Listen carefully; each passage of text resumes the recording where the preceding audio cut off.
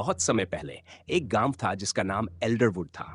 ये गांव सुंदर था, पर उस पर हमेशा एक अजीब सा डर मंडराता रहता था। गांव के पास एक घना जंगल था जिसे काला जंगल कहते थे। इस जंगल का नाम सुनते ही लोगों का चेहरा पीला पड़ जाता था। वहां न कोई जाना चाहता था और न ही किसी को वहां जाने की इजाजत थी।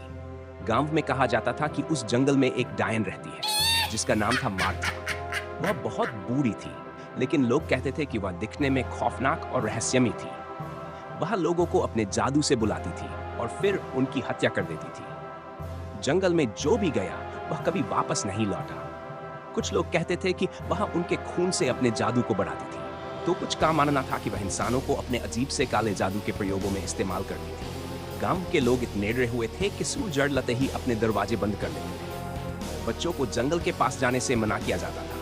यहाँ तक कि जंगल के आसपास की जमीन पर भी खेती नहीं की जाती। जंगल के पास के इलाके को हमेशा खाली छोड़ दिया जाता। गांव में आदित्य और करण नाम के दो दोस्त रहते थे। दोनों बचपन से एक दूसरे के साथ बड़े हुए थे। आदित्य तेज तर्रार और साहसी था, जबकि करण शांत और गहरी सोच वाला। दोनों ने हमेशा साथ में मुश्किल हालातों का सामना किया था।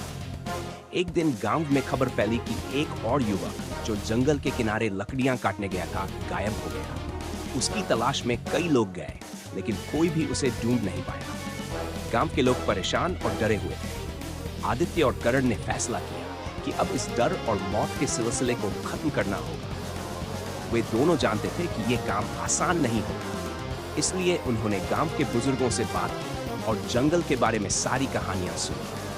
उन्हें पता चला कि मार्था पहले गांव की ही एक महिला थी। कई साल पहले उसे काला जादू करने के आरोप में गांव से निकाल दिया गया था। वह जंगल में रहने लगी और वहीं अपनी काली शक्तियों को बढ़ाने लगी। बुजुर्गों ने उन्हें यह भी बताया कि मार्था को आग से बहुत डर लगता है। उसकी ताकत आग के सामने कमजोर पड़ जाती है। यह जानने के बाद आदित्य और करण ने अपनी योजना बनाई। रात होने का इंतजार करते हुए उन्होंने लकड़ियां में तेल और मशाले इकट्ठा की। दोनों जानते थे कि जंगल में जाना कितना खतरनाक हो सकता है, लेकिन उन्होंने अपने डर को अपने ऊपर हावी नहीं होने दिया। जैसे ही रात हुई, दोनों दोस्त मशाले लेकर जंगल की ओर बढ़े। चारों ओर सन्नाटा था। पेड़ों की टहनियां अजीब अजीब आवाजें कर रही थी, जैसे वे उन्हें रोकना चाह रही हों। हवा भारी और ठंडी थी, लेकिन दोनों ने अपनी हिम्मत बनाए रखी और आगे बढ़ते गए। कई घंटों तक चलने के बाद वे जंगल के बीचों बीच एक खुला मैदान पहुंचे। वहां एक पुरानी टूटी फूटी झोपड़ी थी। झोपड़ी को देखकर ही यह साफ था कि वहां कुछ असामान्य है। झोपड़ी के पास की जमीन सूखी और बंजर थी, जैसे वहां जीवन का कोई नामो निशान न हो। आदित्य और करण ने झोपड़ी के आसपास का मुआयना किया। तभी झोपड़ी का दरवाजा धीरे धीरे चरमराने की आवाज के साथ खुला। अंदर से एक बूढ़ी औरत बाहर निकली। उसकी आंखें लाल थीं और उसका चेहरा इतना जुर्रीदार था कि उसकी असली उम्र का अंदाजा लगाना मुश्किल था। वह धीमी लेकिन खौफनाक आवाज में बोली, कौन हो तुम जो मेरे घर तक आने की हिम्मत कर सके? क्या तुम्हें अपनी जान की परवाह नहीं? आदित्य और करण ने बिना डरे उसे देखा। आदित्य ने कहा, हम यहाँ तुम्हारे डर को खत्म करने आए हैं। तुमने हमारे गांव को काफी नुकसान पहुंचाया है। अब ये सब खत्म होगा। मार्था जोर से हंसने लगी। उसकी हंसी इतनी डरावनी थी कि जंगल की हवा और ठंडी हो गई। उसने कहा, तुम मूर्ख हो। मुझे कोई नहीं हरा सकता। मेरे जादू के आगे सब कमजोर हैं। लेकिन आदित्य और करण पहले से तैयार थे। करण ने झोपड़ी के चारों ओर तेल छिड़कना शुरू किया, जबकि आदित्य मशाल लेकर खड़ा था। मार्था ने अपनी जादुई शक्तियों का इस्तेमाल कर उन्हें रोकने की कोशिश की। उसने हवा में इशारे किए और अचानक तेज हवा चलने लगी, लेकिन करण ने तेल छिड़कने में कोई देरी नहीं की।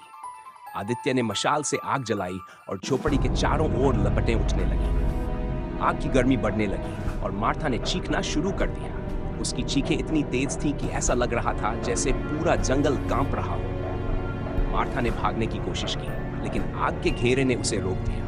उसकी चीखें धीरे धीरे कमजोर पड़ने लगी। कुछ ही देर में वह आग की लपटों में पूरी तरह जलकर राख में बदल गई। जब आग बुझी तो झोपड़ी और उसके आसपास का इलाका शांत हो गया। जंगल का खौफनाक माहौल बदल चुका था।